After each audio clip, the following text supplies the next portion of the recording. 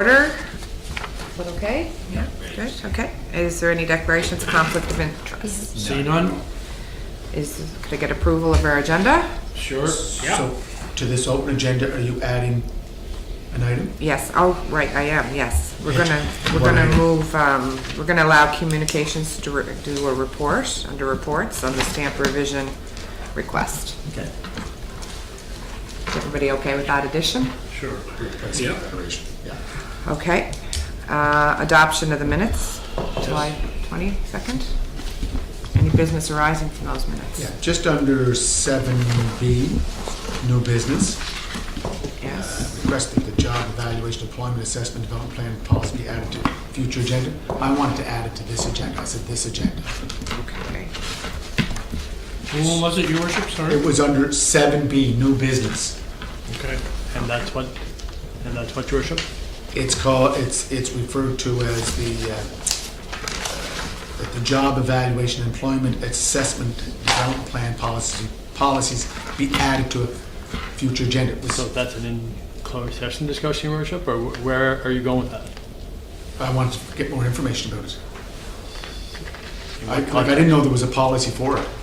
And that's what I Policy, want. yeah. And that's why we discussed, I brought it up under the open session. And anything that deals with job evaluation, employment, assessment, development plan, why would we put that in a closed session? Depends on what context you're going at, your worship. To learn more about it. I have If it's personnel driven to a specific person, situation, or overall, it may require inside discussion. I never stated that. No, I said if for your worship. Yeah, no. And then I also want to look at the organizational chart that we do have. Do we have copies of that? We can't get. Do we have that for the next, could we add that to the next meeting? But for this one, just the job evaluation and employment assessment. And then you want the organizational review for the next one? Yes. I have access. And you just want to basically look at our I'll be policies and have asking discussion? questions. Yeah. So do we want to add that into open? Well, it is, Okay. Yeah, If it- it's just you're looking at the actual policies that we Yeah, I have in have a place. copy. Okay, perfect. So we'll add that on, under reports, or under, after we do our reports. That would be under New business. under business, yes. Okay, perfect. All right, so with that then, any business arising from our minutes? yeah, I brought it up. Okay, Yep. wonderful. Nothing more. Okay, we'll move right into reports. John Mui on human resource. We've just finished our rash of seasonal and casual hires. So we've only had in July 8 employee orientations. As far as recordable lost time incidents, we've had 7 incidents. 5 of them were no lost time incidents, and 2 of them were lost time incidents. And we also did an additional 8 WIMIS training sessions. That's all I have. Hello, everybody. Good morning, Hey. Councilor Yankow. Thank you. And because Peter, you weren't here when we had a communications report on the stamp revision update, because that was enclosed originally, but we've moved it back to open because it That's wasn't fine. open, just to update you. Okay, so Jennifer, would you? Yeah, so there's a report in the package about this. So just a little background on the birthplace comparison stamp being our supplementary graphic element. In the graphic standards guide, it is used in tandem with the city's identifier, so our WAVE logo. You would see the 2 brands together. It was created with the support of events and tourism offices, and finalized with feedback from the mayor's office. It went through economic development, HRCA, and was approved by council in the fall of 2019. Since then, we've got the Birthplace Confederation stamp package created, so that's all of our letterhead, the different digital files that we need, the word mark, all of our write-ups, digital files for the visual identity and graphic standards guide. We've printed 2 large backdrops with the stamp included on those, as well as 3 large pop-up banners. And as you know, recently we did our welcome entrance signage templates as well, which have been approved by council and submitted to Public Works for their replacement schedule.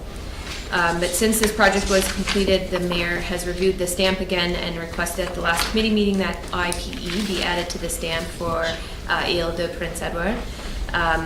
although the reason this is coming back to committee is although it seems like a very minor adjustment, it is a significant amount of work, and it would involve 2 vendors to update the files. So I have their costs in there as well. We have concerns about that we've already got it on a lot of printed material, which I don't have the cost for replacing those in here because I would assume we wouldn't replace them. So we have concerns about consistency as well, and then redoing some of the work that we've already gotten approved through council. And then I just have noted that although adding IPE would make the stamp fully bilingual, which I think is what the intention is with this request, I think that it's a minimal impact. It's very small text on the stamp, and you know, we talked about it in the context of the entrance signage and making the entrance signage fully bilingual. But just as an example, the Hillsborough Bridge signage, which was done with the feds and the province, isn't fully bilingual. It has the city of Charlottetown on it and doesn't say Ville de Charlottetown. So I'm not sure that it's a necessary spend, and so that's why it's back to this committee. We'll see what you guys want us to do. So, you, Jeff. Madam Chair, the reason I brought it up, because the Birthplace Confederation Initiative is not just a local matter, it is a national matter. And I always keep referring to this act that we call the Birthplace Confederation Act. This is an act that was passed by Parliament. So if you look at our Birthplace Confederation designation, that is a national symbol. It's like our national flag, which is a national symbol. It's like the RCMP, which is a national symbol. Or it's like any other, the beaver, the castor is a national symbol. So when you look at a symbol that we're using locally, that's fine.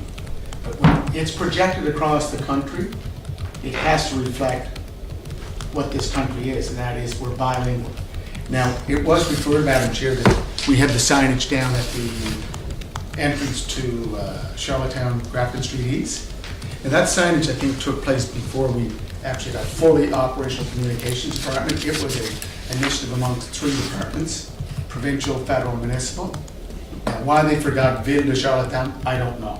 Why did they forget some other components to it that didn't make it bilingual? I don't know.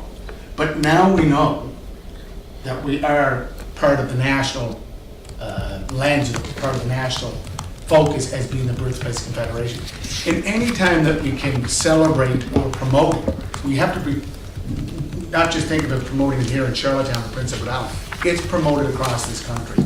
So to add Ile de Prince Edward, EPE, it's, to me, not a large issue. It's like when Lori and I live on the corner of Vale Drive and Spring Park Road. Before Vale Drive, it was Maple Street. So everybody that lived in Maple Street, guess what? They had to change all their addressing from Maple to Vale. Those are changes we make because that's just the evolution of how we live in that's the evolution of any community. So anything that's out there now printed with Birthplace of Confederation, the Berceau de la Confédération, and print PEI, that's fine to leave it. But anything going forward, I'm asking that it includes Prince Edward Island, Ile de Prince Edward, EPE. That's, and I know that the dollars she has, Madam, the communications department did put a figure on it. But again, to me, it's Photoshop. It's a graphic piece of work. We can change it. I don't think at any significant cost. But it's to go forward. This is to go forward. So that when we promote it, we're up in Montreal for next year's FCM. We have a logo that is fully bilingual. If we go anywhere else in the country, it's fully bilingual. Right. Thank you. We know that Prince Edward Island is not a bilingual province. There's only one bilingual province, official bilingual province in this country. It's New Brunswick. But the national government is bilingual. This symbol that we're talking about, Birthplace Confederation, to me is a national symbol. It's a small ask, but if you wish to go on, we go on. Thank you. Karen, talk to that. Madam Chair? Yep.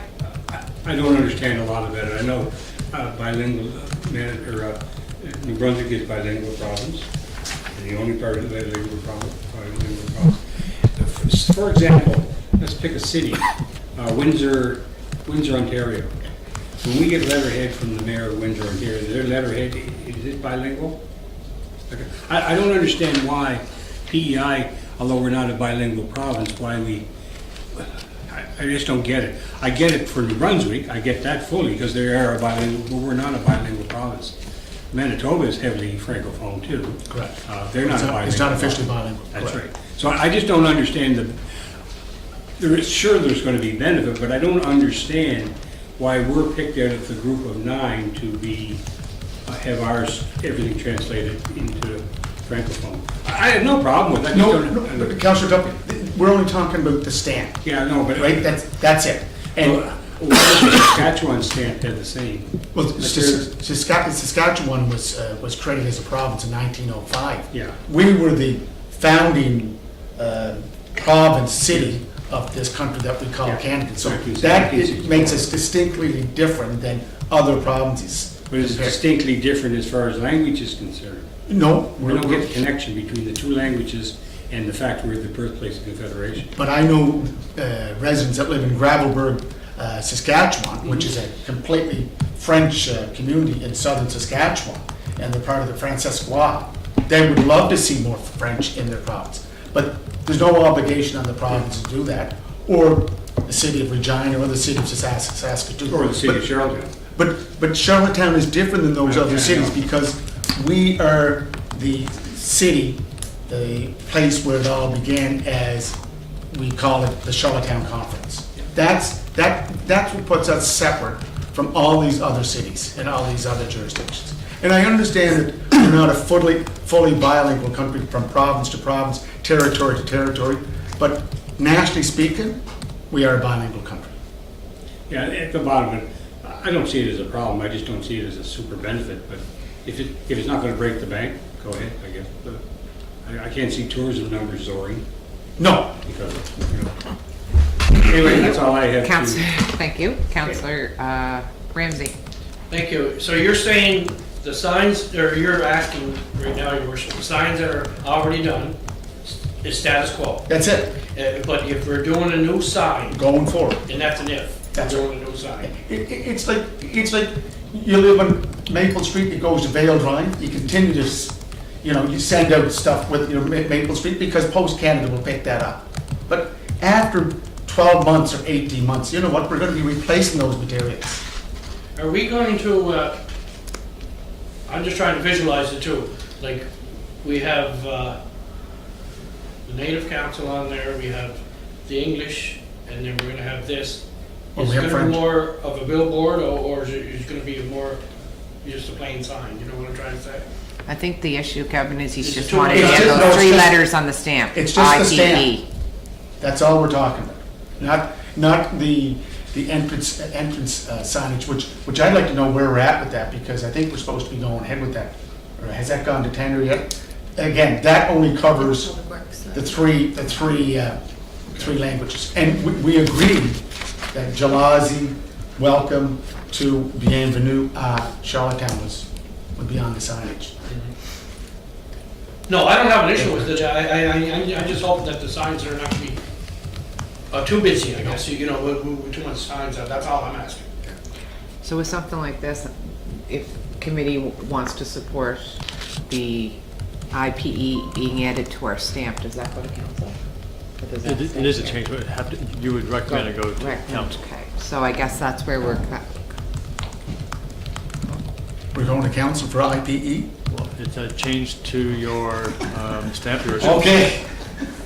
I mean, we do have a document that council passed, if it's to be altered, only council can alter the document.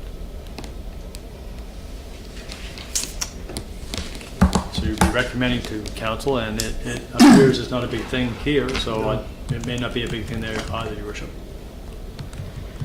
but I'd need someone to, I move. okay. Moved by your worship, seconded by Councillor Ramsey. All those in favor of moving this to council to add IPE? Everybody for, thank you. Thank you. Thank you. Madam Chair, could I just ask, where are we with our signage? Ask that in public health, or We'll check Public We'll Works. check with the public works Oh, that's today. Public Works? That's today now. Yes. Yes, thank there you go, you'll get your update. It's moved on from HR. We added, under reports, section B, communications on the stamp revision. Jen? Oh, we just talked about that, never mind. Introduction of new business, No, right. We have the mass notification, Madam Chair, The what? mass notification. That's in close. Something was okay. Yeah, we'll keep that in close. But we do have the staff evaluation and, Yeah. policy. Yeah, and Madam Chair, the reason I want to bring that up, Yeah. we do have a policy, Employment assessment. and I, actually, John, how I found this, I Googled it. I tried to look through our policies You online. couldn't find it online? But after searching, it directed me to where it was. And it's Employment Assessment and Development Plan. Yep. And it's been in place since 2006, no, date of approval was 2006. Yep. Amended in 2008. Mhm. So that's a 12-year-old document. Yep. Have we looked at reviewing some of the components? Yes, we have. We started that process a number of months ago. But it's an intensive process where we have to develop benchmarks, and the benchmarks have to be done in collaboration with the department heads to determine the scoring criteria for it. So it's a lot of work that's put into it. We're probably halfway through, so I'm hoping within the next couple of months we'll have a version of that we can roll out. And as you know, John, any successful corporation is based on the success of its employees, right? So I know we're promoting success amongst our employees. This component of this instrument, Employee Assessment and Development Plan, is very important. It's similar to what Julie and I go through as the chair. Every 3 years, we're evaluated at our school, and we go, and it's not a summative evaluation, it's a formative evaluation. So a formative means that here's your weaknesses, here's your strengths, here's what you can do to improve your weaknesses, and how to maintain your strengths. Are they incorporated in this Yeah. policy? So the assessment development plan is intended, first of all, there's a 6-month probationary period. This is in the first year of employment, and then it's on an annual basis. And then throughout the year, there's a biannual check-in. We encourage all the department heads to have, ongoing feedback and one-on-ones with their staff. But halfway through, there's a benchmark put halfway through the year, and then there's an annual employee evaluation. Part of that evaluation is to talk about the strengths and weaknesses and opportunities and develop a development plan based upon those opportunities and that they can work towards in the following year. So it's meant to be a constructive means to help them develop and to support them. I'm just gonna, I do recall having a conversation with the previous HR manager around, they were looking at a computer program at that time to try and assist with kind of making that a more friendly access. Has there been any? That was part of the the review. And again, there's a report coming forward about that, maybe part of that discussion. What that was is that we're still a little bit antiquated as far as the paper version, but there's an online version, and really effectively it's taking this and putting it online, and it makes it more efficient for the supervisor to be able to input their information. So the content is not going to change, but yeah, we would look at having an online component with that. Okay. Councilor Ramsey? Yeah, something I would like to understand, let's say, for example, that Mike is a manager of a certain department, and I work alongside him. When you do a review, first of all, is of Mike, right, because he's the manager, and then you're going to review his staff, which would be me. I'm just using examples. Who sits in the room? Is it you and Peter and Mike? So if Or one it's, saying yes, one saying no? if it's the manager, it would be me. If it's staff under him, it would be the manager to his staff under him. Okay. Yeah, it's meant to be one-on-one kind of meetings with individual assessments, so you work directly with your supervisor. No, I'm just trying to understand. Yeah, no, for sure. Like how often would this happen in each department?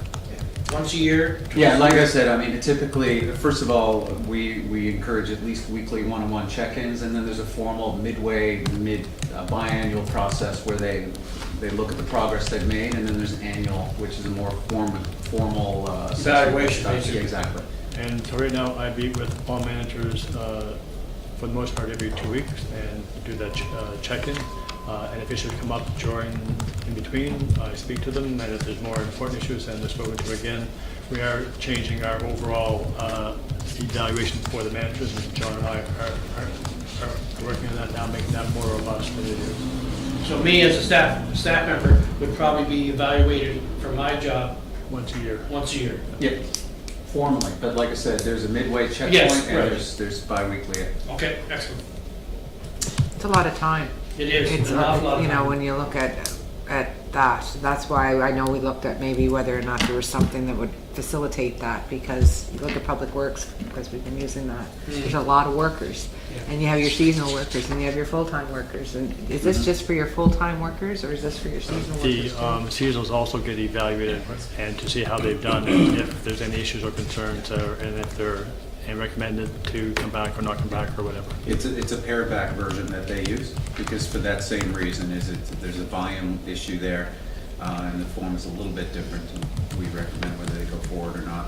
And I get that, I know what the government grants we receive, we have to Yeah. do the staff evaluation Right. at the end, and I know that, you know, I always wonder, so I'm taking the time to do them, where do they go with that? Yeah. Like, you know, you sit down and you kind of do, I don't sit down with my students, so I'm just wondering, does the employees know what they're, Yes. have they been That's sat the down and intent gone of it. through? In fact, when you look at the supervisor and management levels, the development plan is part of that process. So they set out goals for the year. For the non-supervisor positions, it's an optional. So if you have someone that you want to work with and develop goals, that's what development plans effectively are, Yep, goals yep. for the year. That's an optional thing, but it's mandatory for people that are supervisors or above. So it's intended to lay out areas that they want to work on and build upon the areas they're doing well. Do you have more questions? Yes, You I want this do. More discussed? Yes. Okay, go ahead. So, John, you know, as of the end of August, we're up to about 609 employees. Yep. Okay? So if I look through this as an Appendix D, professional development plan table, optional for employees without supervisor responsibilities, seasonal casual performance evaluation form. And then you also have performance evaluation, seasonal casual employees. So of those casual part-time, 164, let's say 300, are we doing that every year? Yeah, those are a mandatory lot of process data. with those. It's a lot of work, but as you can see, it's a pared down. It really, when you look at it, it's not extremely exhaustive, but it hits upon all the key core components of their job. But we track those on our side and ensure they're being completed. So Appendix F, probation report, is that given to every probationary employee? We do a probation report on all of our employees. Like permanent, casual, part-time, UPSI? Yeah, non-union? the casual, Linda, you can correct me if I'm wrong, with the casual folks, I don't think we're doing that because of the seasonality of that. They just have their end of term. Exactly. You know, those people aside, yes, everyone has a 6-month that they do. But probationary. everybody else gets that? Yes. So, as I said, it was amended July 8th, 2008. So it's 12 years old. We are going through that We are review. due, yes, for sure. I'll under commit to review. you. What's that? It's under review, Your Worship. Yeah, And I'll commit to you within 2 months. We'll have a So that's the review we're going through for human Yes. resources? I This don't is want part to of it? rush it too much because as you can see, these things are extremely detailed Oh. and they set it going forward, so, but we're working on it and we've made good progress. So we'll revisit this in a couple of months' time, is what he Yeah. said. So you can just submit that and we'll remember. There you go. Thank you. You're welcome. You good? Yes. Okay. So I need a resolution to move into closed session as per section 119, subsection D.